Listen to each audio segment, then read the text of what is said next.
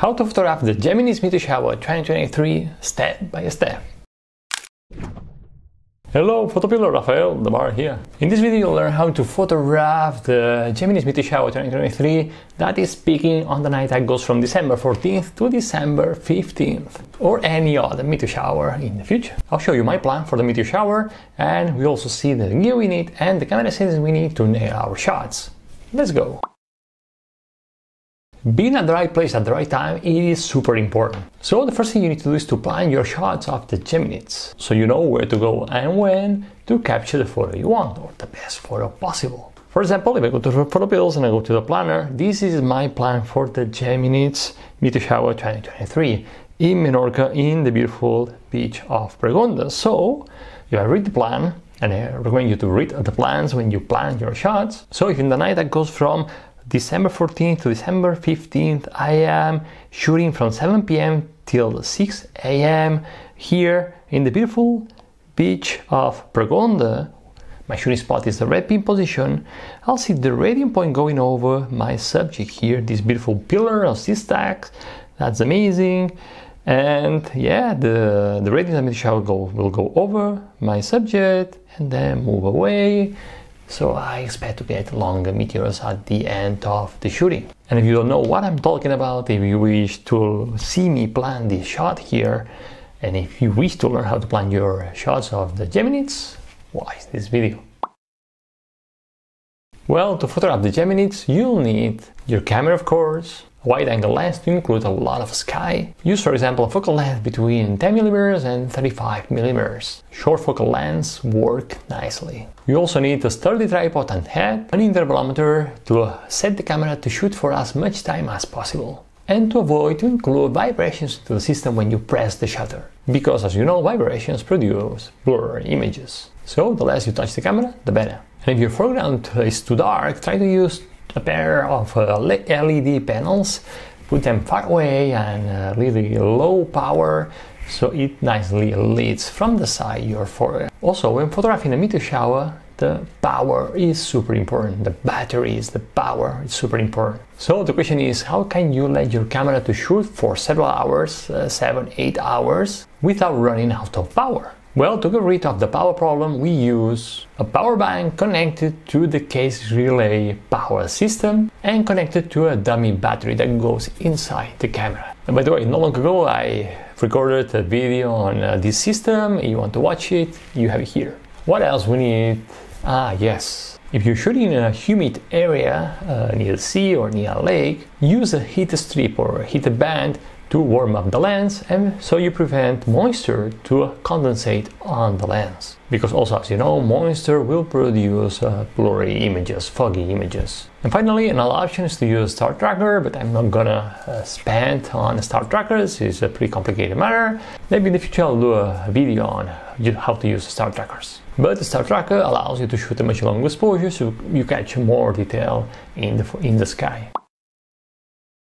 Long story short, to photograph a meteor shower, basically we need the same camera settings we use to photograph the Milky Way. On the shooting date, arrive at least 1 hour before the start of the shooting time. For example, if you want to start shooting at 7, get there at 6 to get everything set up. Once there, set your tripod and the equipment right at the planned shooting spot, the red pin position in PhotoPills. Attach the lens to your camera and set the focal length you want to use, 10mm, 14mm, 24mm. Now set the widest aperture you have available, for example f1.4 or f2.8, and don't be afraid to push the ISO to 1600, 3200, 6400. That also will depend on the noise performance of your camera.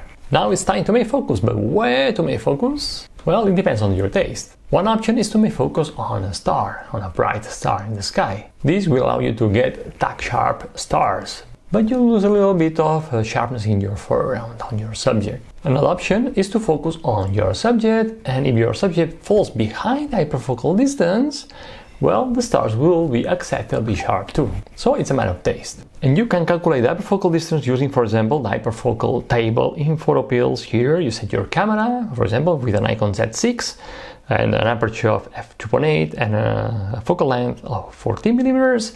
The hyperfocal distance for me is 2.33 meters. So if my subject is far away behind this depth of focal distance, 2.33 meters, and I focus on my subject, then infinity will be acceptably sharp too.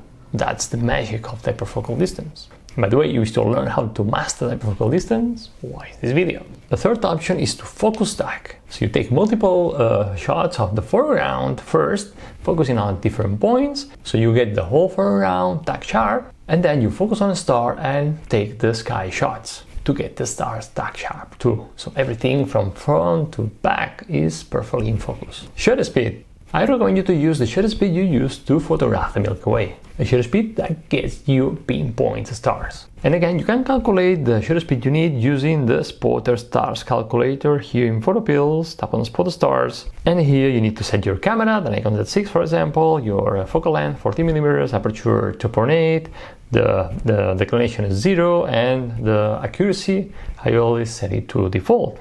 And I recommend you to use the MPF rule value, which is more restrictive.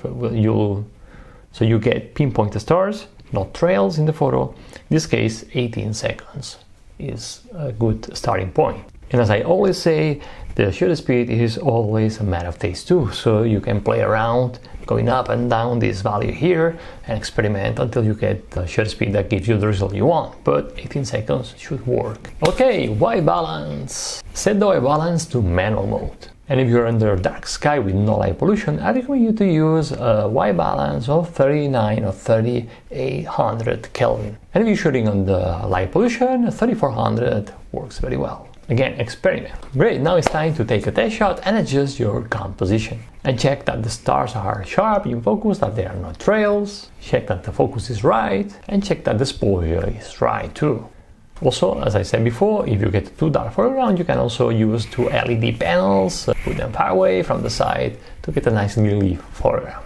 Okay, once everything looks good, set the camera to bulb mode and use an intervalometer to set the shutter speed, the exposure time, 15, 20, 18 seconds. And a delay from finish and start the next shot of 1-2 seconds. Of course, if your camera or the SD card you're using is slow, you can always increase the delay between photos. And finally, if you are in a humid area, attach the dew heater to your lens. And press the shutter button on the intervalometer and relax for the rest of the night. Enjoy the show. Now, if you wish to learn more on how to plan and photograph meteor showers, I recommend you to study well and download our super detailed meteor shower photography guide. I'm gonna leave a link in the description of this video and in the first comment below. Download it. And if you like this video, give me a like, subscribe, and I'll see you next Wednesday in another video. And remember that you have the power to imagine, plan and shoot legendary photos. Bye!